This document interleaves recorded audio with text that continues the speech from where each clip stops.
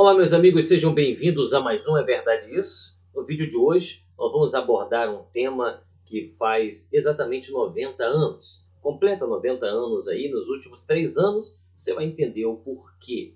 É uma história muito triste do povo ucraniano, a verdadeira história de Holodomor, um nome terrível que foi dado a um extermínio. Agora sim, você vai conhecer a verdadeira mensagem do que é extermínio.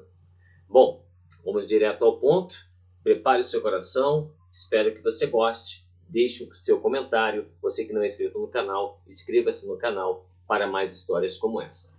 A palavra Holodomor, que foi o maior massacre da esquerda no mundo, deriva dos termos ucranianos Holod, que quer dizer fome, e Mor, praga, morte, extermínio.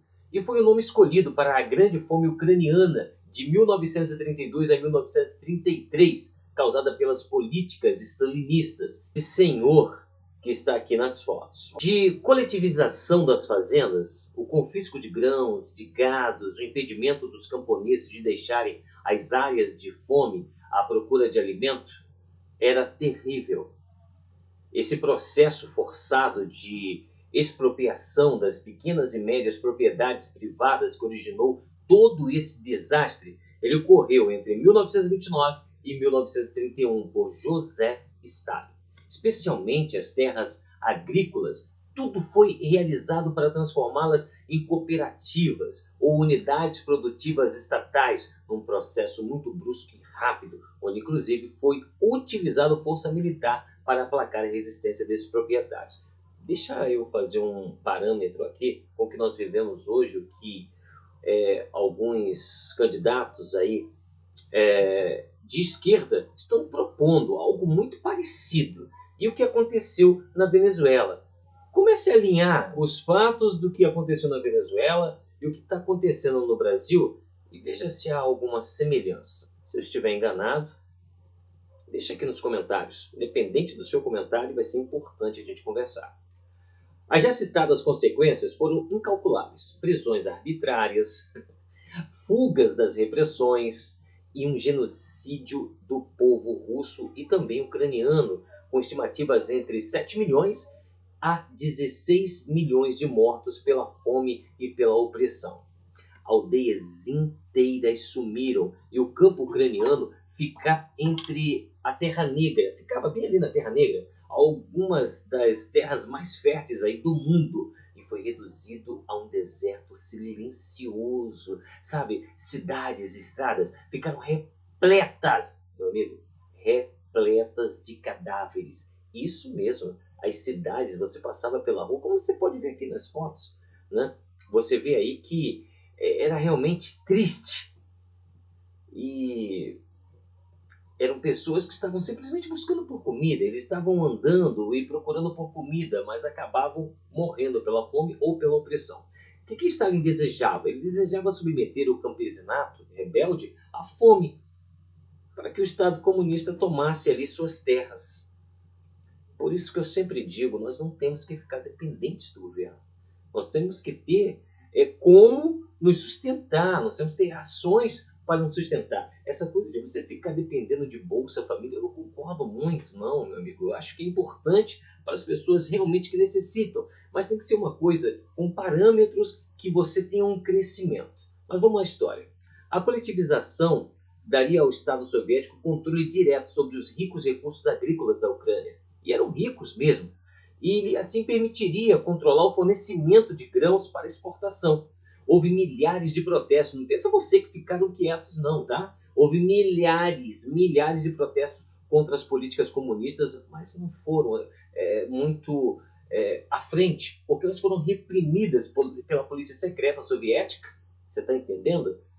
Por que na Venezuela ele fez a Guarda Nacional? Por que no Brasil estão tentando acabar com o poder do exército?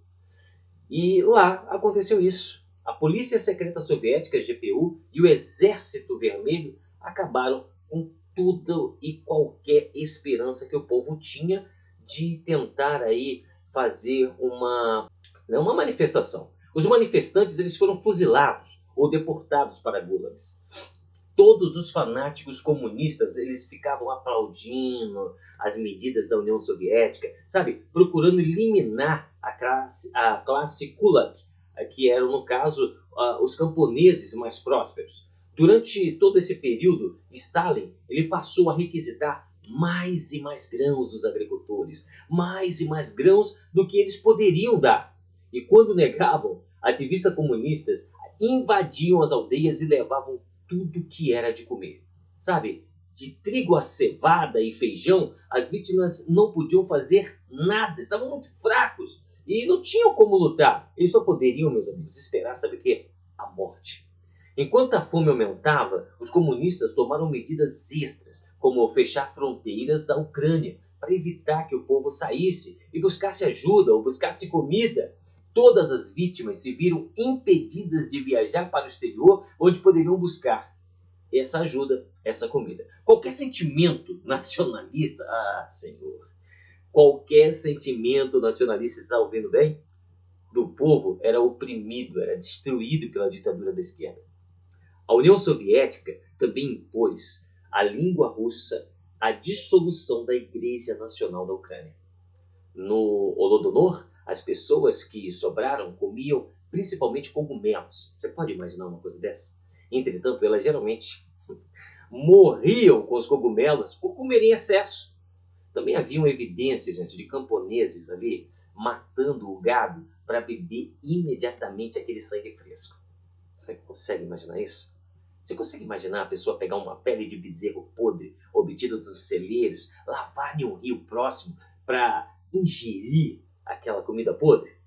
Nem cães, nem gatos escapavam. Sendo que no final de 1932, um correspondente estrangeiro descobriu que uma cidade a 30 quilômetros do sul de Kiev, os moradores haviam comido todos os cães e gatos. Você está ligando os pontos? Sabe qual era a frase da época? Coma um cachorro se estiver com fome. Essa era a frase. E também cavalos, insetos, ratos, vermes faziam parte da alimentação dos oprimidos pelo comunismo. Se estima, meu amigo, que as vítimas, somente esse período, somente esse episódio da tirania vermelha, vai entre 3 até 12 milhões de pessoas. A população naquela época era de 44 milhões. Eu quero deixar 2 perguntas por fim aqui para você, tá? Quero deixar 2 perguntas importantíssimas.